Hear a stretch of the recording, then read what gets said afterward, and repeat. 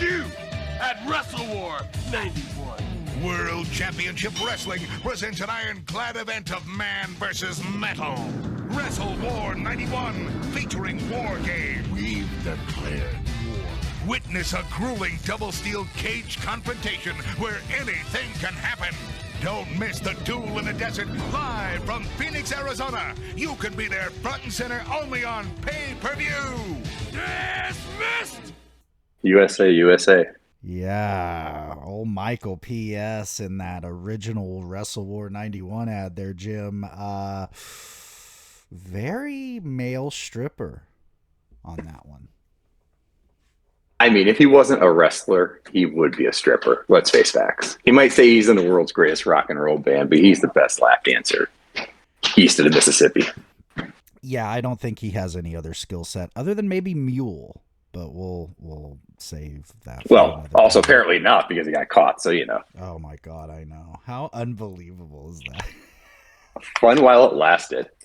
That was great. But it did lead us to that great little promo in the window to Jimmy, which, you know, it was very seductive actually. But yeah, thank God for us, honestly, that this watch along was much shorter this time because, well, really the story of this is El Gigante getting a monster push out of nowhere completely. So it's just very odd that like so much happened on this house show in the Omni that they were, you know, kind of pimping on TV. And I'm looking at the actual house show now because I believe that's where Ricky, Junkyard Dog, and Tommy win the 6-man title.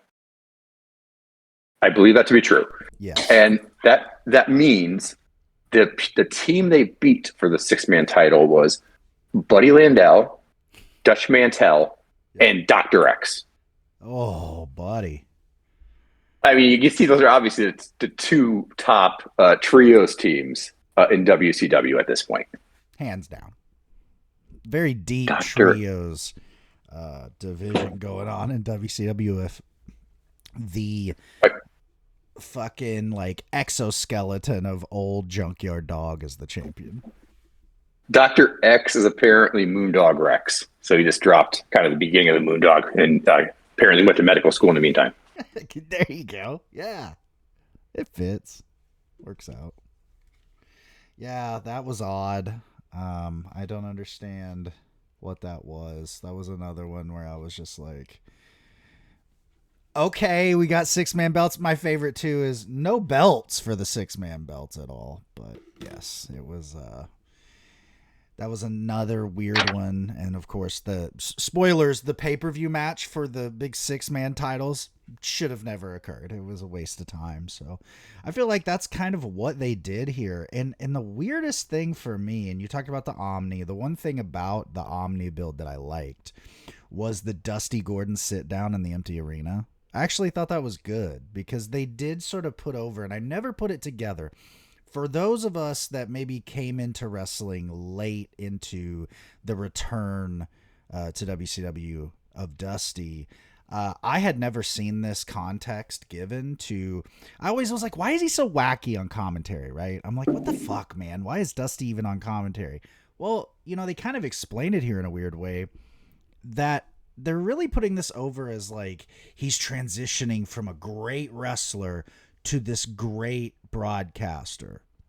And then I started thinking about, well, Howard Cosell was such a fucking character and he was over the top. And I think this is Dusty in his mind going, well, I already was the greatest wrestler of all time. Now I'm going to be Howard Cosell, because that's how Dusty thought. You know, like he couldn't just be a broadcaster. So I did kind of appreciate that.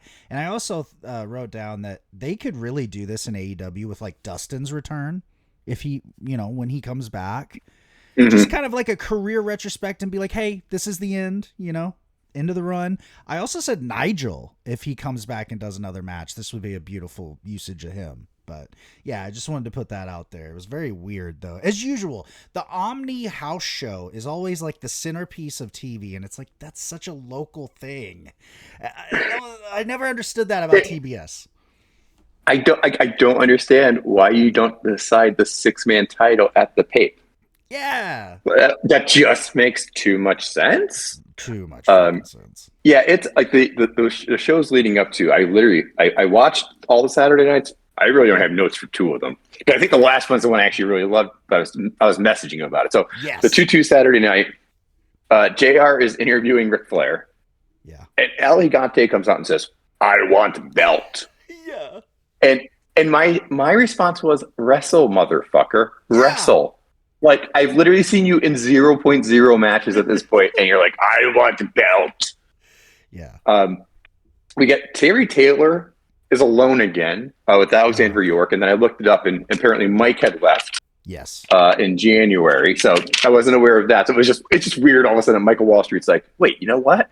Yeah, I'm a billionaire now. I don't need to wrestle anymore. I'm just going to live off my investments, apparently."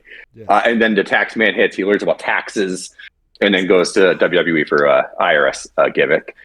Okay, and I messaged you so excited. Yes. I was like, "Oh my god, they're going to play Vader versus Stan. You know, the match. I'm pretty sure it's the match. It is. They play 2 to 3 minutes of it, motherfuckers. You can't do that to me. Don't cock tease me with a Vader Stan match and then give me 3 minutes of just, you know, kind of punches.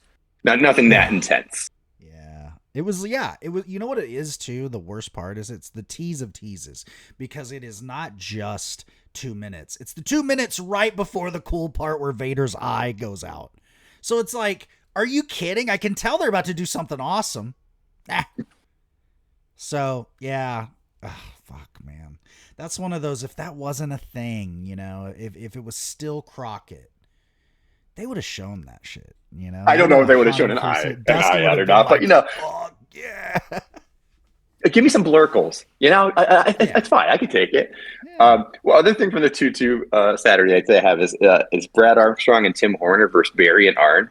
Yeah. There's no longer the Candyman, which I'm so happy about. Thank God. It goes over 15 minutes. Which is kind of wild. And there is a Tim Horner hot tag. And I didn't know that was possible, but here we are. Tim Horner got the hot tag. At the end, Doom interferes, and I believe hits the Horseman, and is declared a no contest. And I'm like, well, why wouldn't Horner and Brad be disqualified since the opponent got hit? It's kind of making up your own rules as you go along, basically. Yeah, it's so horrible, man. And I don't think I have anything else here other than Bob Holly. We get to see Proto Bob Holly to show up. Yeah.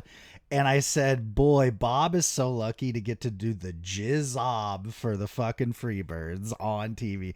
I mean, to be honest, though, if you think about being a wrestling fan and like a young wrestler going into 91, he for sure watched the fucking Freebirds. They were on like fucking AWA and shit. So like, I would have been marking out. I'd have been like, don't beat the shit out of me. I think my Bob Holly's my number 2 guy I don't fucking recognize from his future counterpart. Like Scott Steiner's number 1 for me, and Bob Holly's number 2, because I would not have picked him out of a police lineup, I don't think. Paul E is getting really brave during this cycle. He's talking shit to Doom in this episode. And then later on, when we get to WrestleWar, he's like, he just talks shit. And I'm like, bro, like, you know, you're like 5'2", right? The 2-9 Saturday night, Lex is interviewing with JR, and I would just like to officially report Lex has not gotten better on the mic. No. He got better. He has. Like, literally, he's still doing promos at a second grade level almost. We learned that Arn's won the TV title. So I had to go back and kind of catch that match. I think it was on main event. So I went back and caught that match. Thank God. And El Gigante attacks Flair and basically just chokes him. And I just said, cool. I just actually put that on Threads right before we started recording this. Troubles Wrestling Pod. I guess I'll get the plug out of the way there. Troubles Wrestling Pod over on fucking Threads. I put the angle in. Dude, there's so much air between the choke. Like, and Flair is just flailing, and it's like, holy shit, man. He's trying his best. He's trying his best to make it look decent.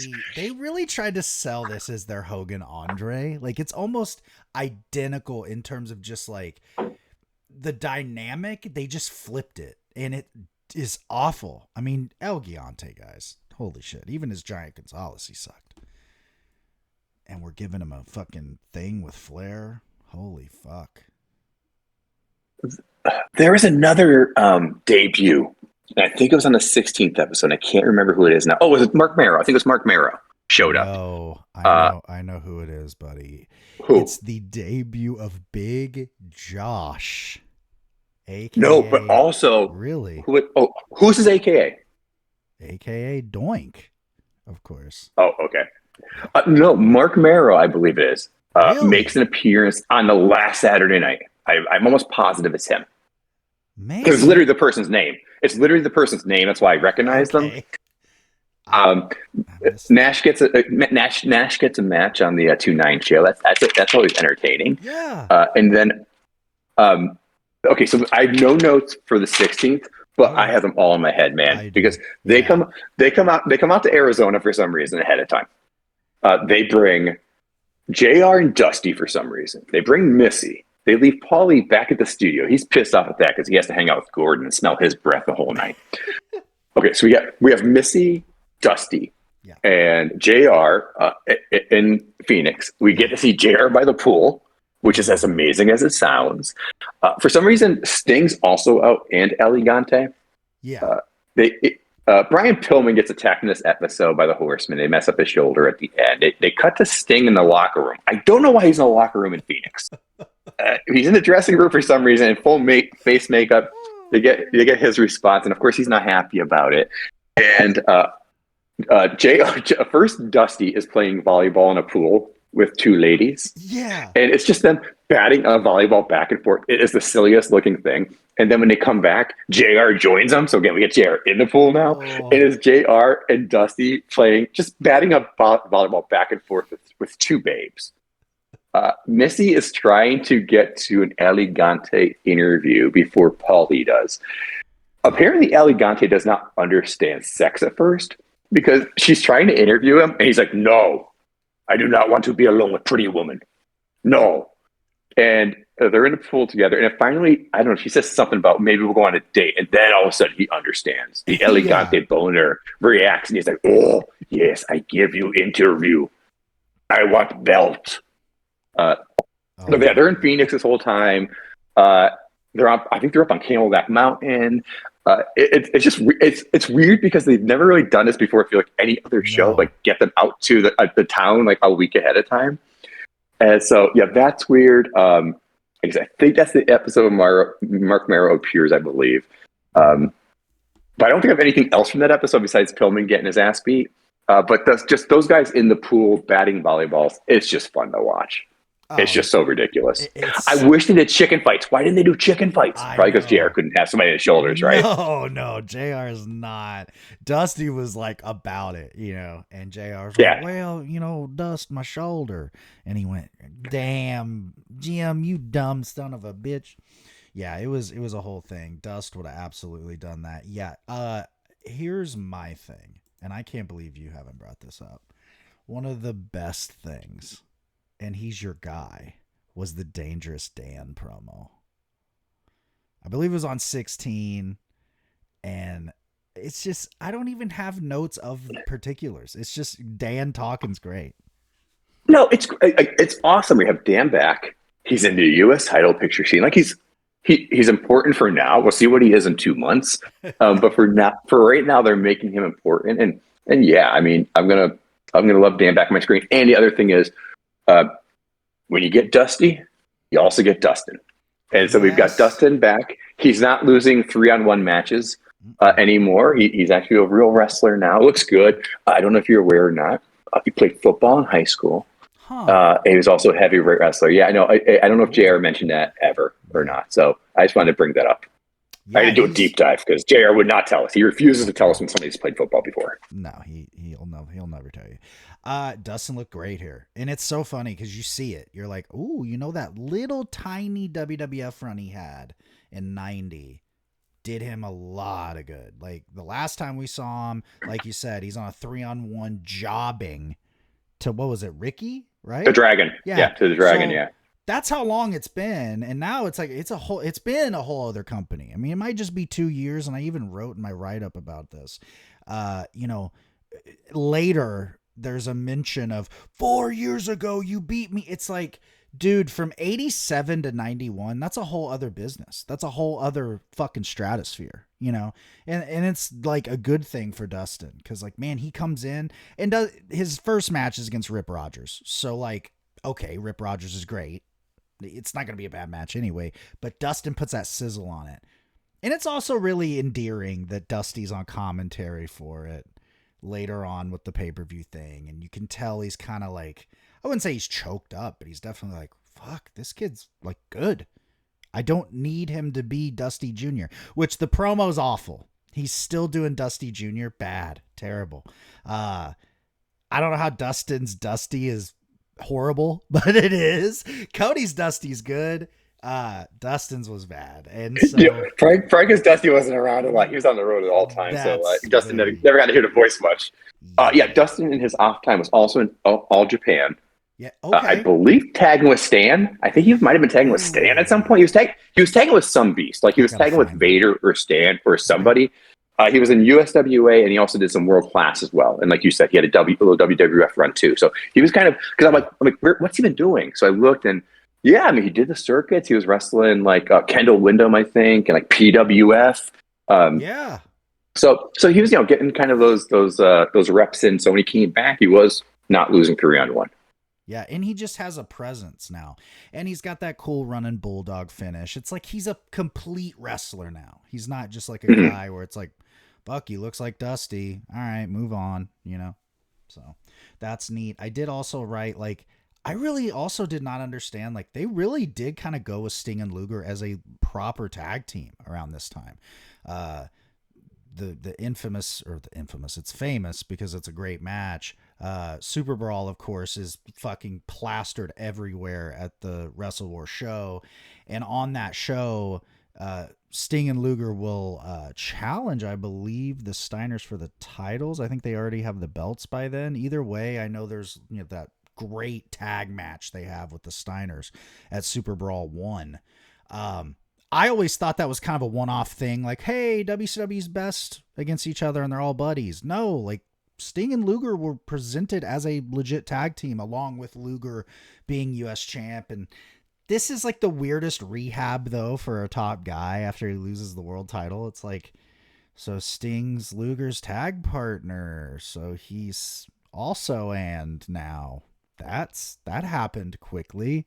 Doesn't last long, obviously. Well, it kind of does. Luger wins the world title in a few months, but either way, I thought that was really weird that they did that. Speaking of tag teams, though, Arn and wait, one other thing. I wanted to fact check. I wanted to fact check myself. Yes. Dustin teamed with Harley Race a little bit. In all Japan. So that's who it was. I gotta find that shit because I guarantee you that was Harley beat up. So Harley went in, he threw some potatoes, threw some fucking lefts, and when the guys were fired up, he went, "Get in there, kid." And Dustin took the heat. So Arn and Barry have a fucking great tag match with Tommy Rich and Ricky Morton. And I know, yes, it's me and Tommy Rich, okay? I get it.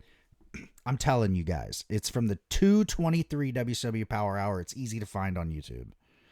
This is a great match. This is like literally like, holy shit. If this was 10 years prior, this is the main event on any show in the South. This was so good.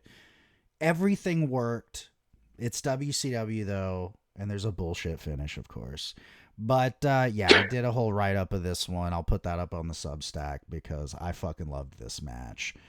And just a fucking really tremendous example of how at this time WCW had so much talent that there's good talent being wasted. A lot of good talent being fucking wasted because Ricky Morton not being pushed in some form. Well, like we did mention, he is a 6-man champion, him, Tommy, and fucking Junkyard. I apologize. I'm sure that will continue. It's because you have anything else from before WrestleWar? Because that's our first match. I was about to say, I am actually, that's what I got.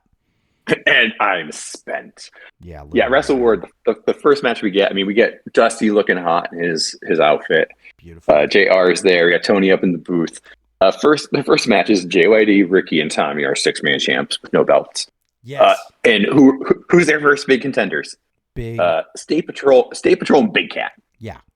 Big contenders.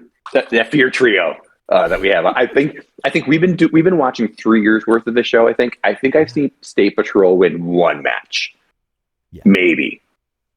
So it's just wild that, like, I guess that earns us a title shot. That's just how WCW works. Oh yeah, and it's like it was such a shitty opener, in all honesty, because the match sucked. It was centered around Junkyard and Big Cat, the two worst wrestlers here. Who knows why? And then fucking Ricky and Tommy had to like work State Patrol. Like, that's any good either. But the only saving grace is very, very quick. Why bring the titles back if we don't have any semblance of a division? Like, why wouldn't it be Barry, Arn, and like Sid beating ass as a 6-man? You know what I mean? It's not that hard, guys. Jesus. Well, I mentioned. Go ahead. You go ahead. So when we were talking earlier, I just actually did think about something else before WrestleWar real quick. Was one of the Omni matches was Stan and Sid tagging, and I literally like had this whole daydream of them killing the entire tag division, winning the world belt. Like, they have to be the greatest tag team that never existed. And you just mentioned the greatest trios champions that never existed too. You know? Yeah, I think they even had did they even have a Stan Sid tag on one of the shows, and it was over in like a minute. Yeah. It was like they both something.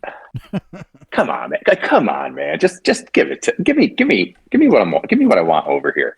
In this match, Dusty says that JYD looks like George Foreman. And I don't know if Dusty got his eye knocked out of socket or not, but they look nothing alike. No. Like Ricky Morton and Tommy Rich look more alike than George Foreman looks like JYD. Yeah. There's no it's not even close. It's just so weird. And one thing that did impress me in the match was Big Cat's strength.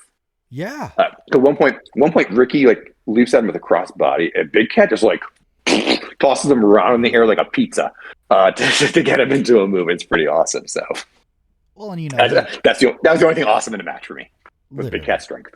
Yeah, I do remember that. But Big Cat, I mean, he was a legit like big deal for Kansas State in football. He was like a D tackle or something. So that's the one thing where did you learn that information? Well, where did you ever hear that? Part of the Wildcats. Anyway, so we had a shitty Terrence Taylor, Alexandra York promo. Terrible. Not good at all. And this is where I asked, where's Mike? I'm like, where's Mike? And that's why I had to look up, and I go, oh, he left in January, and he'll be IRS in April, which is tax day. So that's kind of interesting. Lucky us. They get to wrestle Z-Man, and he's losing in, I don't remember, less than 15 minutes and 4 seconds or something. So I didn't care. Yeah. Next match fucking ruled, though. Brad Armstrong, non-candy. Brad Armstrong. Non-candy version. Beautiful Bobby Eaton. I mean, Jesus. You just see those names on paper. You're like, this is going to be really good. And it was very, very good. It honestly, I'm trying to think here. I'm looking. I mean, this probably, other than Vader and Stan, well, this is up there for match of the night for me. I'll put it that way. Yeah, I mean,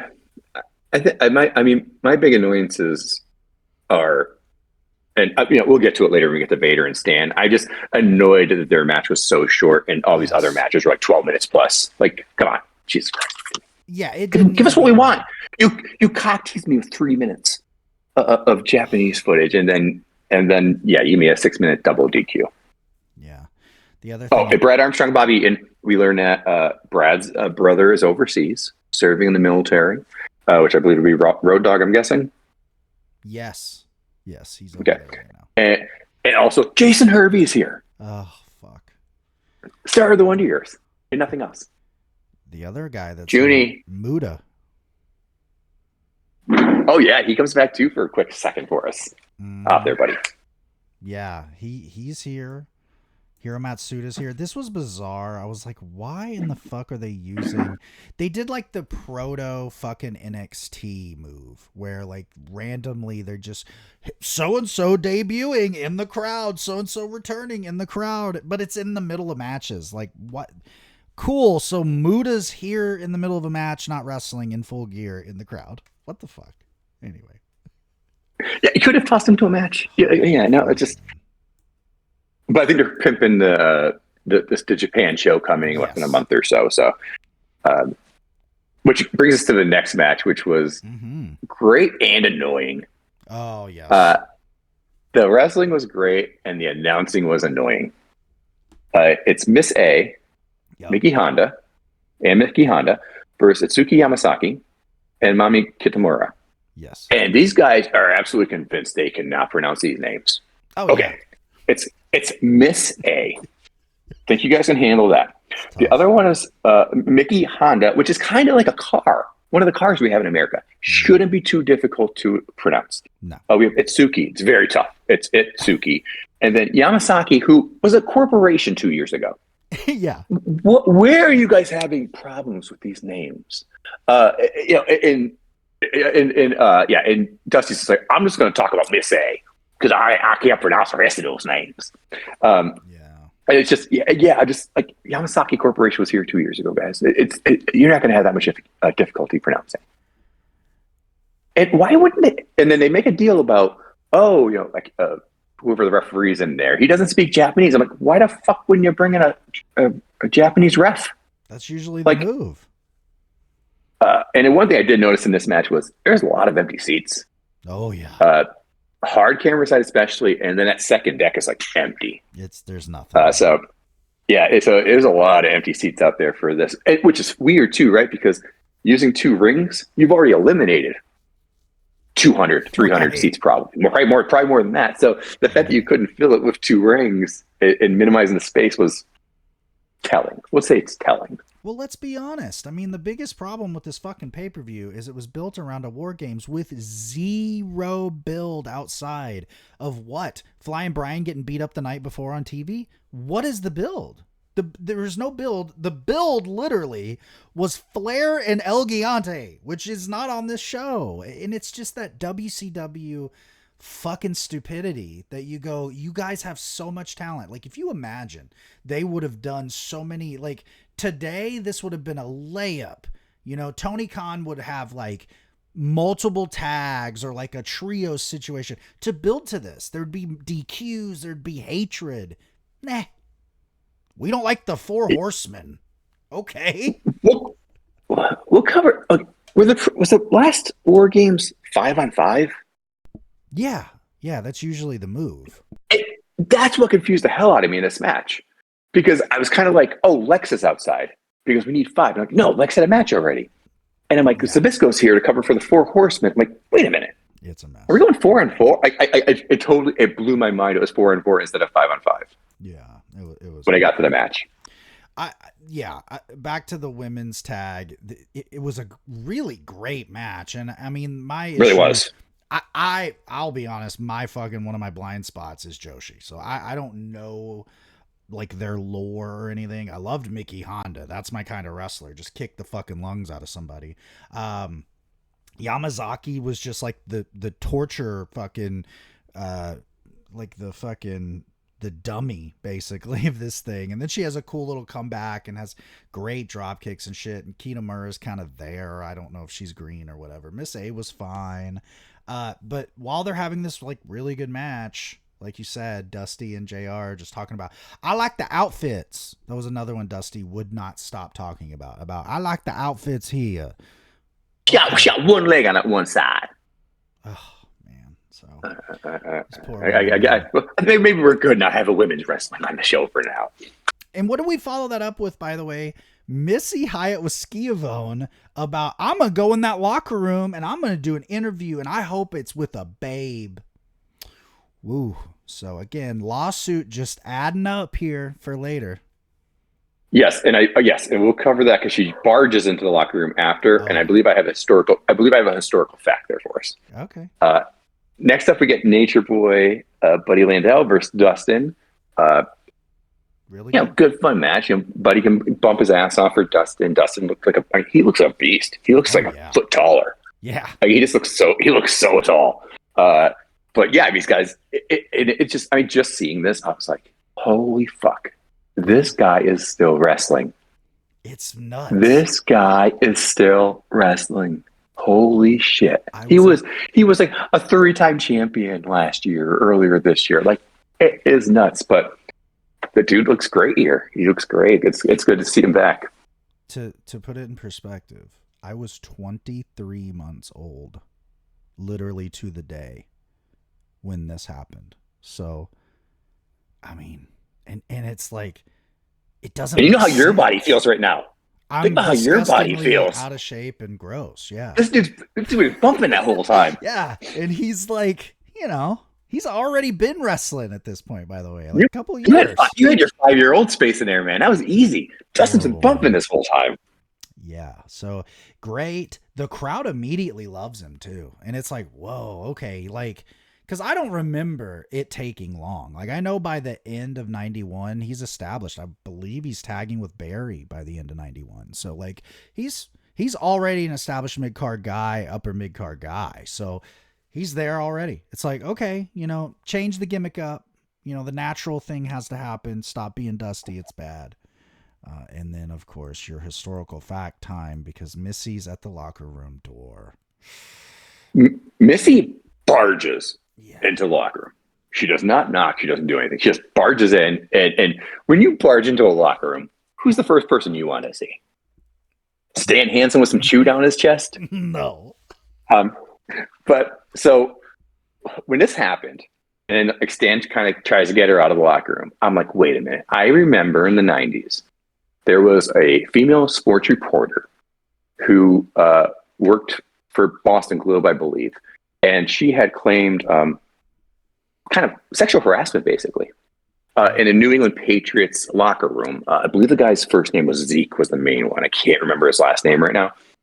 And basically, forcibly kind of exposing himself to her, things like that. That happened September 17th, 1990. Oh, okay. And so that's when the event happened, and then the lawsuit started playing out. So I think they're basing this story here off of those lawsuits. And it's a really disgusting thing. And they made jokes about it in public afterwards and, all these kind of things. But I really think they're playing off of that Susan Olsen incident where, she did get paid out by the Patriots. But I think they're using that for a tasteful foray into the wrestling world. Very tasteful. And very tasteful.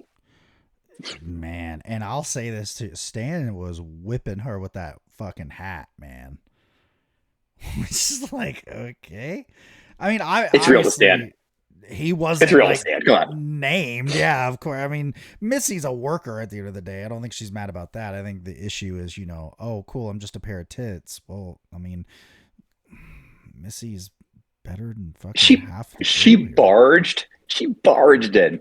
And so, like I said, I think that's where you get kind of the men writing the show. Oh, that's what that reporter did too. She just kind of barged in the locker room, not like just for like regular press conference stuff. But yeah, girl, you can't just barge into a locker room. That's wrong. Yeah, for sure. Missy, I usually have your back, but not here. Yeah, that was bizarre. Another bizarre one is we have a repackage here. First off, we have the Gimmick God Jacko Victory with, Rip Morgan's there too. And they wrestle not the Southern Boys. Now they're the Young Pistols, which you can tell me if I'm on it here, but there was a Western movie with Young Guns. Yes. So, okay. I knew it. You're probably right. You're probably right. Because I remember that as a little kid being into that, obviously, because little boy fucking Western shit. And it was actually, dope for the time. I figured because for one, the Stars and Bars, even in 91, wasn't exactly the most corporate friendly situation ever. And I guess somebody with a brain and Turner finally showed up and was like, what the fuck is this? Get this off. And by this point, both Young Guns movies had come out. Okay. The second Young Guns movie came out July of 90. Nice. All right. So, you got Dusty. that. When you think about it, it's really easy to tell when it's a Dusty idea because Dusty always admitted, he's like, I would go to the movies. If I wanted an idea, I'd go to the movies. and just take. So I mean, you know what? Hey, it's fine. And I prefer it better than the good old Proud Boys. Fuck yeah. And they're such a good team. Like fuck. Tracy Smothers and fucking Steve Armstrong are so fucking good here. This is longer than it needs to be, like we keep talking about, right? Like this should have been just really a squash. I mean, the Royal Family aren't. It doesn't need to be double the length of Stan and Vader. It's the most entertaining thing in this match is the lights go out. Yes, and Dusty is pissed about it. The lights go out like in the whole arena, and they do act fast. They all of a sudden they get the spotlight. And they just put a spotlight on the ring while they figure everything else out. So like they don't go dark for too long, and they react. They're not like freaking out, but whoever was the lighting person, they got that spotlight on the ring real fast. But the whole crowd is just in darkness. Yeah, God, that was so funny. But you know what? Fucking credit to the boys. I think it was like Tracy and Jacko were in there. And they kept going, man. Hey, what are you going to do? If there's lights. And honestly, if you're a good enough worker, you kind of should know your way around the ring a little bit. Just don't hit the ropes. Just don't hit the ropes, man. Yeah. Just stay right in front of me. We'll just lock up. Headlock for the lights come back on. Down into fucking front face lock or something. We have, from as far as I'm aware, if it's not the entire debut on WCW, it is his pay-per-view debut. Diamond Dallas Page with Schiavone in the Eagle's Nest. It's wild to see him here. But they've spoken about. But that's the thing. I also had not seen him before this from the shows we watched. But they've been talking about him. They've been saying the Freebirds and Diamond Dallas Page will be at WrestleWar, and I'm like, I haven't seen Diamond Dallas Page yet. Might have been a syndicated situation. They mentioned it. Yeah, they mentioned like once or twice beforehand, and I was just like, "This is weird." So this is the first time I saw him as well. It's just interesting that they kept mentioning him. And no, didn't see him. Like you see the Freebirds, and you wouldn't see Diamond Dallas Page. It was just weird. Well, and I mean, everyone already knows the story. This is a Dusty passion project going all the way back to the PWF in Florida when Dusty left initially. Started that little thing and went to WWF, and DDP was there, stayed there. When Dusty came back, he was like, all right, let's go, basically. And here he is. I'll say this about DDP. He is so clearly nervous, and he talks way too fast. And there's a point where Shivani looks at him, and he's literally like, okay, buddy. Like, you think Paul Lee in the 80s with Eddie Gilbert talked fast? This motherfucker, I don't know what he was on, but he was on something. And, listen, I love what DDP does. I love what he's all about today. But holy fuck, dude. This was like, okay. Not good. No. Yeah, this was not good. Teddy comes out, I believe. Yes, it's great. And I literally just left this and go, I have no idea what just happened. I have no idea what happened in that whole segment. DDP's just yapping, and Teddy comes out, and he's gone, and I don't know. The only thing I caught was Teddy is pissed. You started a rumor that Doom is splitting, and that ain't happening. That's not happening. Okay, well, we'll remember that because we definitely did not remember Terrence Taylor versus Z-Man. This was a waste. Yeah, Z-Man versus Terry Taylor for part 12. Yeah. I just feel like the guys keep wrestling, and I'm just like, no, like you can't make me care about either of these guys. Terrence Taylor is out there with Alexandra York, and she's got her little keyboard computer thingy, and she's put in the algorithms. And it's just a match. It goes on. At the end, Z-Man's ready to win. Alexandra York's in the ring. Referee's like, "Oh, I gotta go face this." Z-Man comes over, roll up with the tights. I mean, it's exactly this match. I could have predicted how it went before the match started. Yeah, that'd be a fun thing next time. Just go, can just predict how this match is going to go. I could have nailed this. The only thing that mattered had nothing to do with either of these guys because at one point they just randomly spoiled that Nikita Koloff's here, which we'll get to later. Why that's so stupid. But yeah, like Nikita's not been on TV for us since, Jesus, I want to say like 88, like early 88. I think. It's been a while. Maybe he did 189 match on a TV. So he's been gone a while. Unfortunately, it's a sad story. His wife got sick, passed away. So, you know, it's neat that Nikita is back and I guess in a good enough place to, you know, get it back together with his career. And I will say this: you gotta earn money, man. Gotta earn money. Man, yeah, it wasn't conventions back then. You gotta earn money. Exactly. Later on in '91, I think Halloween Havoc actually, for whatever reason, the most memorable part of this run to me is Nikita and Sting. They really do have a really good little feud later on. I want to say, like I said, September-ish, October-ish time. But anyway.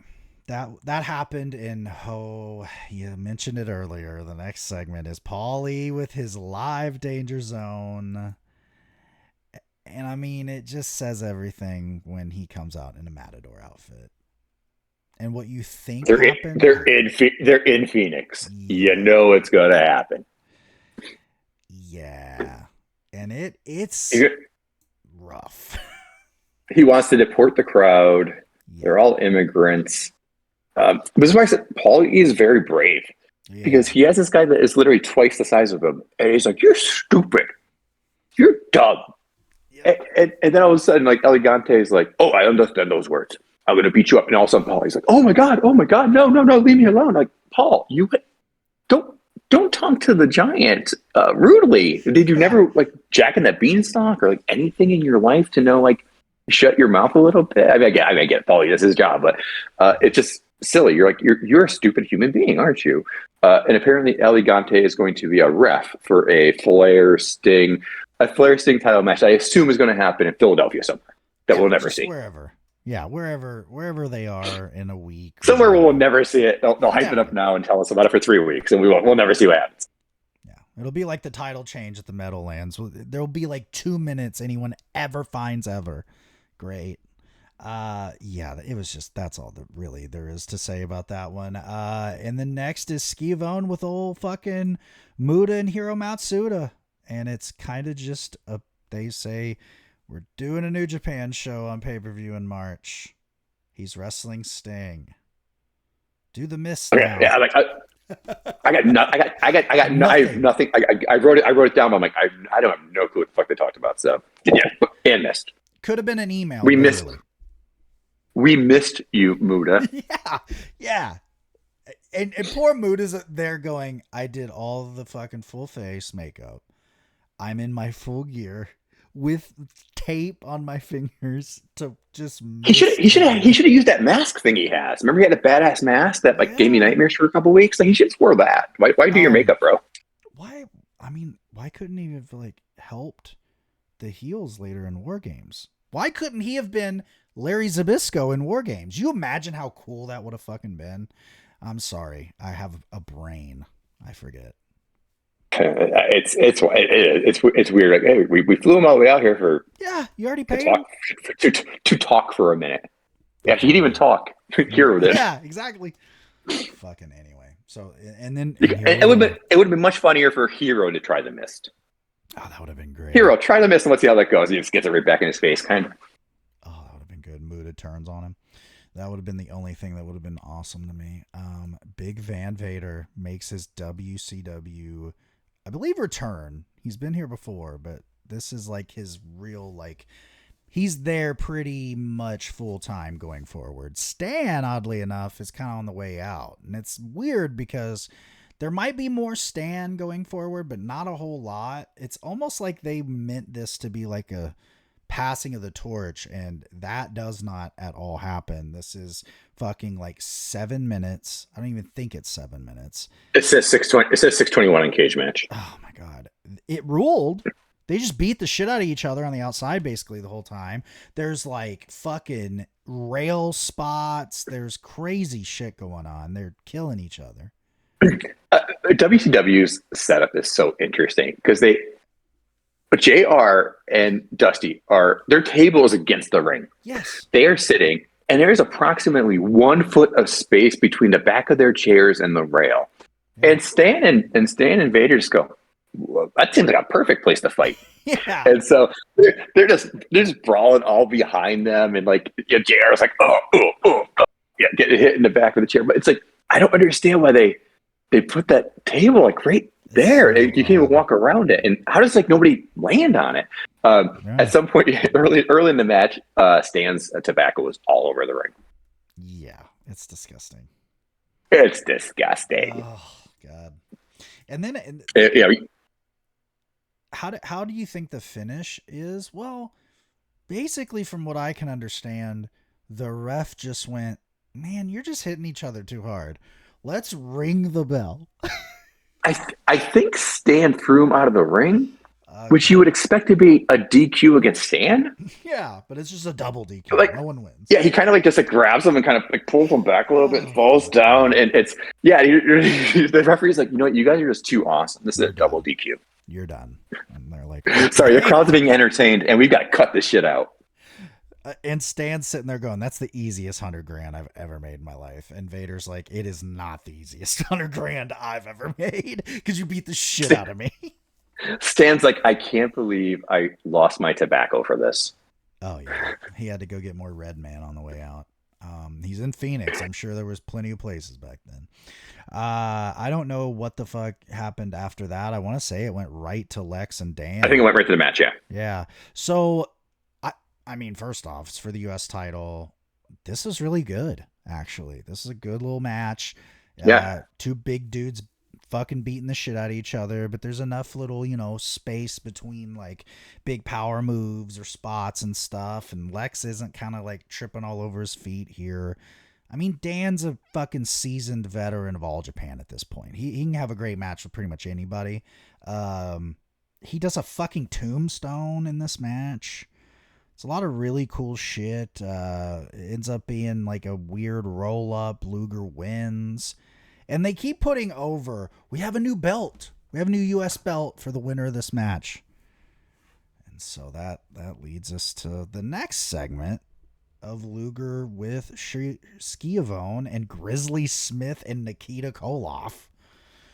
I'm like, all right, guys, way to make this the most obvious shit ever. Good job, Dusty. It's so the Lex Danny match ends with a leap off the top rope to a rollover. It's like such a it's one of those weird, it's like a leverage rollover, I guess. And again, I'm just like, beat me with a pile driver, man. Don't beat me with a fucking rollover. Like, come on. But then also, it's one of those things with Luger where it's like, they're like in between finishers because at one point, not too long from now, Harley comes in and is his manager, so he does the pile driver as a finish. And I think they're like shopping because they tried to the clothesline for a little bit. Like, I don't know what it is with Luger in them. I get you don't want to lose in the human torture rack. I get you don't want to tap out. But hit me with like a real, like, I don't know, hit me with something. Yeah, I don't know. Let me hit the ring post. Yeah, I'll accept that as a way to lose. Not I jump off the top rope and you like roll me over or something. It's weird. Yeah, that's bullshit.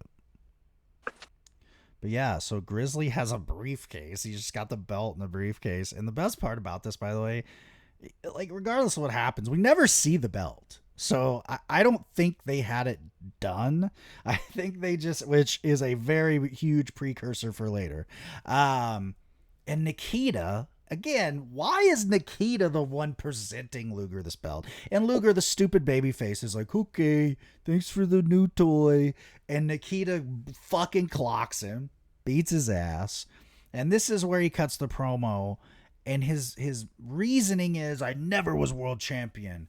So I'm going after Lex Luger because he stole my U.S. title 4 years ago. Excuse me?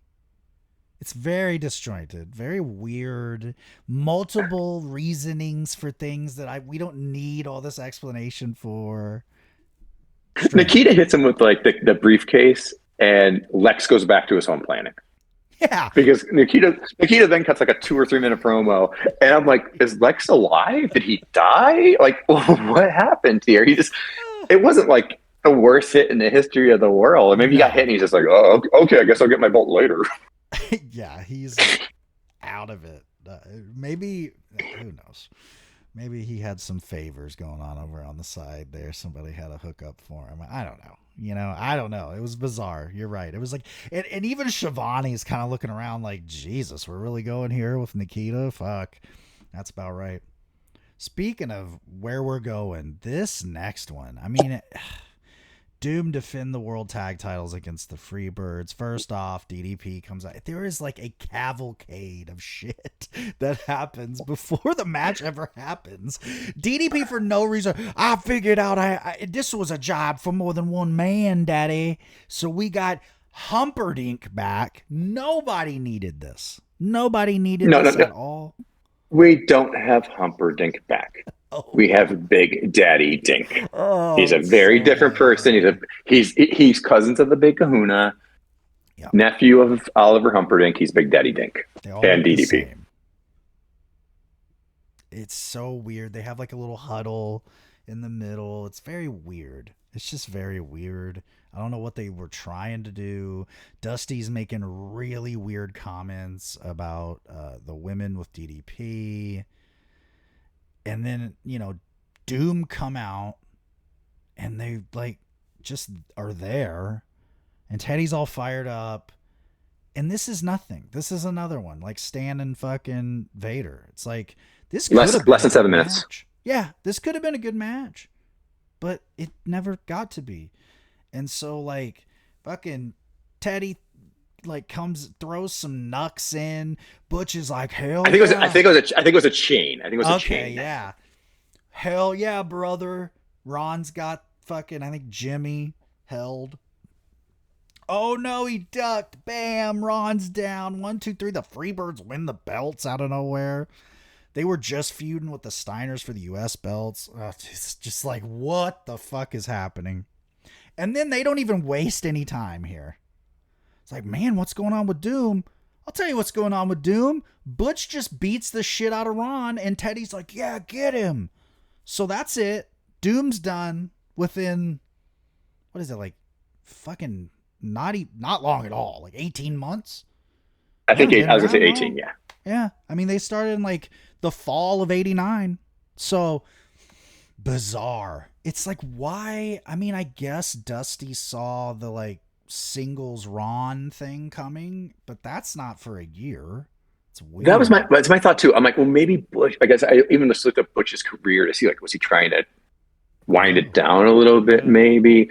And it just, I think the thing too for us is just like the Doom title run has been so lackluster. Yeah. Like they just haven't really fought. Like you think like we had a Hero Warriors or something. They'd have like a badass, title story, but like who's like their best opponents? Like the Steiners, I think they beat the Steiners, right? And then from there, it's like, I don't really remember many memorable defenses from them because they always threw these little shitty, made up weird little teams against them, kind of. Yeah. That is just so weird, man. Doom's like one of the weirdest runs of all time.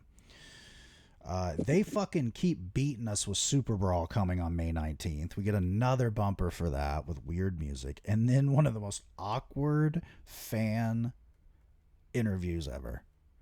The winner of the 12-year-old sweepstakes, yikes, and JR goes, who's your favorite team in Wargames? And the kid just goes, Doom. And he goes, JR's done. He's like, well, doesn't look like they're going to be a team much longer. And he just wants to go, listen, you little jack off. Like, quit being dumb. Just say the good guys. And I kind of wished he would have just went into a rant about like Meltzer or something back then. Because they would have been like, Jesus. Amazing. Whenever they bring the kids out of the stands, it's always an awkward moment, man. The kids are not ready for camera. And but the kid flew out from Philadelphia, got to go to Phoenix, in the wintertime. That's a win.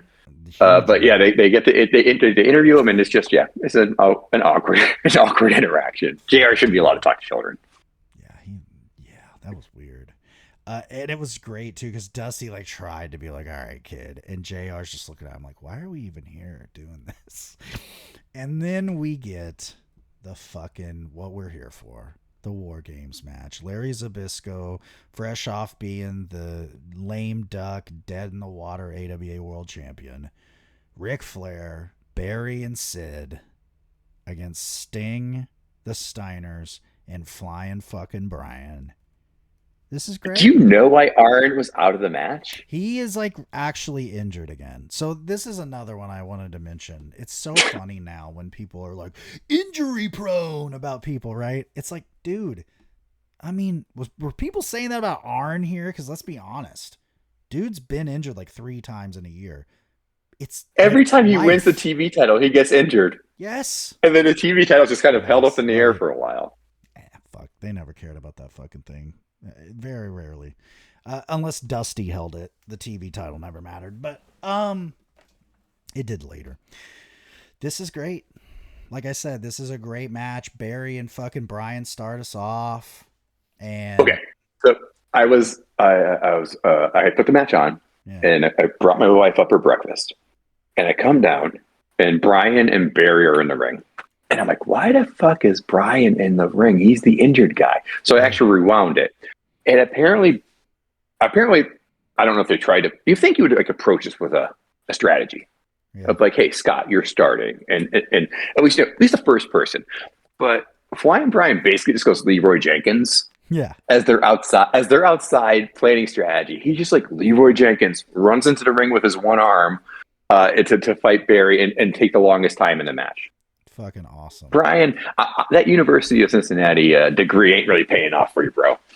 But he gets in there and he beats Barry's ass bloody, man.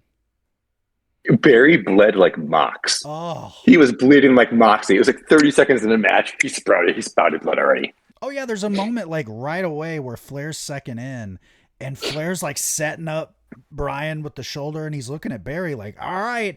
And I swear to God, it's a shoot. Barry's like on a knee, like, give me a second, dude. I'm dying. It was great.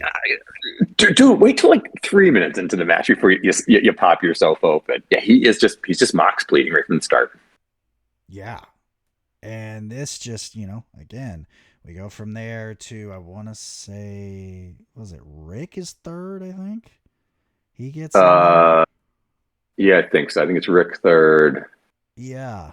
And then Larry. Sting's fourth. Then Larry. Yeah. And then Rick is sixth. Sid. Who's the other? Sid's the last one on their side. I think Sting might have a second. Was Sting second? For his side or no? Yeah, he is. I get now. Yeah, because they have the advantage, duh. Yeah, so, and every time someone's added, it does kind of like give it a level of danger. Like, another guy gets busted open now. Another guy, like, they really did a great job, even at this point of just fuckery. They're like, we got to put this thing over. Like, we got to make this crazy. And they still said, we can only have a 6.5 foot cage. Oh my God. They get that a tradition like no other. Sid bumping his head off the top of a cage. Well, I think legitimately next year on, that's why you'll see the ceiling gets higher because of the finish to this match. Yeah, this is my thing. And it escalates, the heels keep getting the advantage. Scott gets in there. He starts fucking laying waste. Sid is like a whole.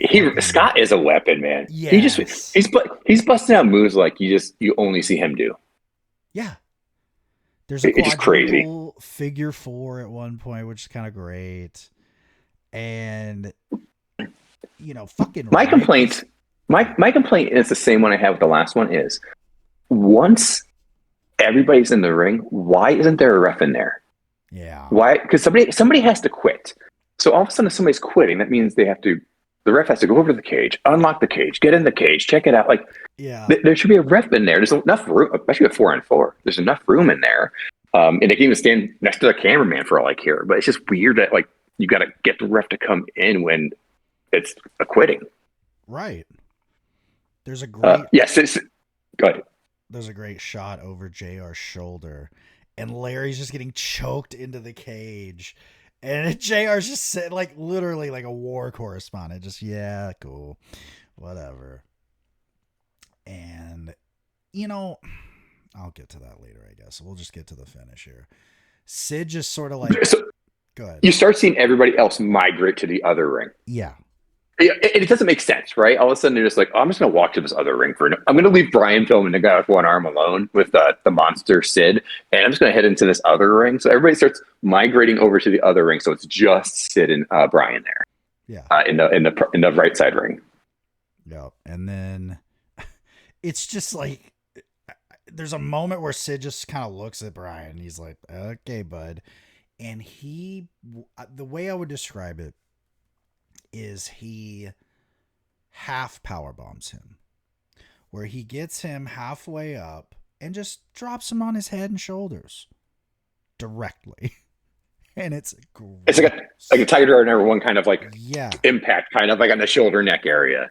No like warning anything. Brian like somehow is alive.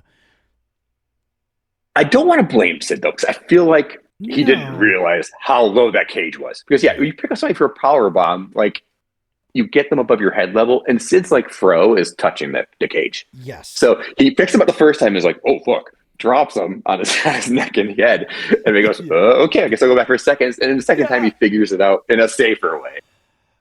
And then what happens? El Gigante shows up, just opens the door. Did he rip it off, or did the fucking... I believe he ripped it off. Nice. And he comes in, and this is my favorite. I'm like, what the fuck? You know what? I just put it together. Maybe they literally, Dusty was like, and this puts him over as the ref in that cage, because he just comes in like he owns WCW, and he does the wave off. We're done. He puts his hand on Brian Pillman as if like he is healing him. Like as if he is Jesus he was Mr. Miyagi in him. Yeah. He comes to the rub. He's putting down his I will heal your broken neck. I'll do it through your chest. I'll do it through your chest somehow though. Very ironic, by the way, too, because this does look like an inflated Scott Baio. And he just like he calls it off. And then literally Gary Michael Capetta just gets on the fucking mic and goes, all right, so the Horsemen win. To be fair, a ref does come in the ring. One of the refs does come in the ring, and he's like, yeah, I agree with you, Elegante. He's dead. I'm calling this match. Right. And it's just funny because everybody else is in the other side of the ring just doing whatever the fuck they're doing. I would love to see what's happening on that side of the ring. If they're all just standing around watching this. I think But yeah, Elegante comes in and goes, he's like, this match is over. Imagine like, I don't know, Stan Hansen shows up. Yeah. And walks in the ring and goes, oh, no, this is over now, guys. It's insane to just bring in. He just rips off the cage door, comes in, and calls the match. Just because my assumption was, oh, Larry's in the match. He'll be the one that quits. You know, like that was just my instinct going in. And nope, Brian died on his way back to his home planet. And Elegante is performing the funeral rites, apparently. It's fucking unbelievable. And I'll say this. A lot of people will actually try to say this is the greatest War Games of all time. And I will say it's good. I'd even say there's parts of this that are great. I would in no fucking way say this is the best War Games. I would probably say actually the one in 92, the year after this, is probably the best one. Unless it's like maybe one of the first ones in 87. Like the first one might be the best. But like this is to me a good War Games for modern day when there's a million. You know what I mean? Like if you look at all of them, it's like, yeah, that's up there. You know, that's up there in the top 10, but I would not put it like the best by any means. I have to tell you, I mean, even with the one from last year, yeah, I think I remember more things from last year's than I'll remember from this one. This one, I will basically remember Barry bleeding like a mox, bad power bombs from Sid, and Elegante calling it off. That's it.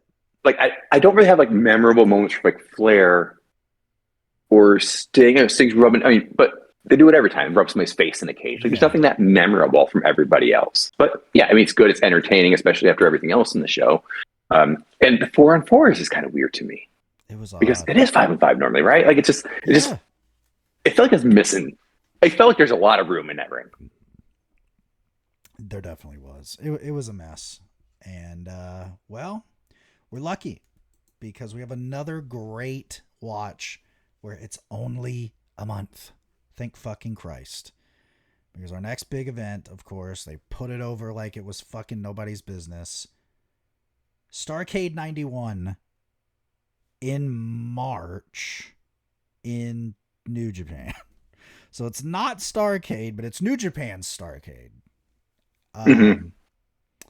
And thank the good Lord, this card, with some exceptions, looks great. I just saw your exception. Big Cat Hughes versus Elegante. Oh, right smack dab in the middle too. By the way, of all the bullshit. Wait, Jesus, wait. Yeah. So okay, at Starrcade 91 New Japan version, we're gonna get Van Vader and Bam Bam versus Doom. Yes. Yeah. Is there a contract and they can't break it? Are they staying together for the kids or what? Like, I guess they thought it's New Japan, it's different. They did that a lot. Yeah. the Japanese people don't know any better. Come on. Who cares? Well, fuck. Here we go. We got the 8-man tag to start us off, of course, and then of course I clicked the wrong fucking thing. Here we go. Animal Hamaguchi, Kentaro Hoshino, Kingo Kimura, and Osamu Kudo against Hiro Saito, Norio Hongnaga, and Tetsuyoshi Goto, along with Super Strong Machine. And this is basically, just for anyone that doesn't know who these people are, this is the old man match. These are the guys that like ruled a generation ago, you know? And so they're doing their thing. It's going to be, I'm not even on results, but I would imagine it's Animal Hamaguchi started his career in 1969. Exactly. And then we have a 6-man. This is so bizarre. Brian Pillman, Tim Horner, and Z-Man against Kuniaki Kobayashi, Shiro Koshinaka, and Takayuki Izuka. And the guy in that Japanese trio that you need to worry about is Shiro Koshinaka. He's fucking amazing. The other two guys, I mean, they're okay, but Shiro stands out a lot. Then we got Scott Norton against the Equalizer, so that's a squash. Scott Norton getting that big... Dave Sullivan. Yeah, getting that big fucking Japan push at this time. And then we have a great one on our hands here. IWGP Junior Heavyweight Championship. Liger defending his title against Akira. This will be great. Akira ruled at this point in time. Kind of greenish. Getting out of greenish at this point, I would say. But definitely strong shit coming that way. And then we're not wasting any time. It's Arn and Barry against fucking Chono and Masa Saito. That is going to be tremendous. Because that's just going to be an old school tag match where they lay it in. And then we get the new age tag match when it's Hiroshi Hase and Kinsuke Sasaki, the IWGP Tag Champions, against the fucking Steiners. And this is not only the match of this card, this is considered probably, I don't know if it won the Wrestling Observer Match of the Year in 91. I do know it was up there in voting. So it's one of the greatest matches of the entire year anywhere in the world. And then, of course, we had to put a turd, Big Cat, and El Gigante after that, just to, get you ready for more good stuff. That's when we get Vader and Bam Bam against Doom. Fucking Muda and Sting. And then another old man match here. Greatest 18 club title. That just basically means old man division. Riki Choshu against Tiger Jeet Singh. No ref, no count out. No DQ. That means give us 20 to 30 minutes that we didn't ever ask for you to give us. Tiger Jeet Singh started his career in 65. And he was never good. I sorry. For those of you old school fuckers that are like, man, I love me some 70s New Japan. Yeah, me too, when it has nothing to do with him and fucking Inoki wrestling each other. And then we've got the big one. Title versus title. IWGP versus NWA World. Tatsumi Dragon Fujinami, the IWGP Heavyweight Champ, against Ric fucking Flair. Fantastic fucking match. So we got great wrestling for once to look forward to. I know the TV will not have shit to do with it, but that'll be the fun of this, right? Like they'll be talking about Super Brawl, baby, and then we'll just get this. Have you watched this before? I have not watched the entire show, but I've watched Because they only have most of it. commentary listed as Japanese announcers. They do like in-house later. They did a commercial tape. Okay. And I want to say it's like a weird one though. It's like JR and Tony, I think, actually. How about just somebody who can pronounce the fucking names? I'll take that. It won't be. I don't need Dusty. I don't need Dusty. Tachiami. I don't need Dusty telling me he can't pronounce equalizer. Man. Oh my god, yeah. Who's the equalizer? That's JR too. Fucking idiots. Anyway, so Akira? Hey, who's Akira? Yeah, I grew up in that world. Trust me. That's been my entire life. Just me rolling my eyes like, oh my god. Yeah, I mean, I thought this show was great. Bizarre, but great. This fucking shit coming up, though, I'm excited. Thank God we got New Japan as the brightness in the darkness of WCW in 1991. Social media, you're the easiest man in the world to get a hold of. You're the JIMDB. For me, it's all over the place. Troubles Wrest on the Bad App X. I am Troubles Wrestling Pod, I said earlier, Instagram and Threads. And then Blue Sky, I'm trying to be better about Blue Sky, okay? I really am. And I believe I'm Troubles Wrestling over there now. Let me check that because I don't want you guys going in the wrong place. No one's going to be Troubles Wrestling anywhere other than me, though. That's like, who's doing that? No one's trying to be me out there, okay? Nobody wants to be you, man. Troubles Wrestling. Yeah, I'm Troubles Wrestling over on Blue Sky. So, I think that's all we got this week, right? Yes, sir. All right, well. I'm trying to figure out where I'm watching this one at because I don't see it. I didn't see it on YouTube. I don't see it on Peacock. I got you. All right. Yeah, we'll take care of you. Yeah, until next time, go watch something in wrestling you've never watched before. Lucha, Puroresu, something you never even have tried before. Because I'm telling you, you never know what you just might get. Until next week, see you.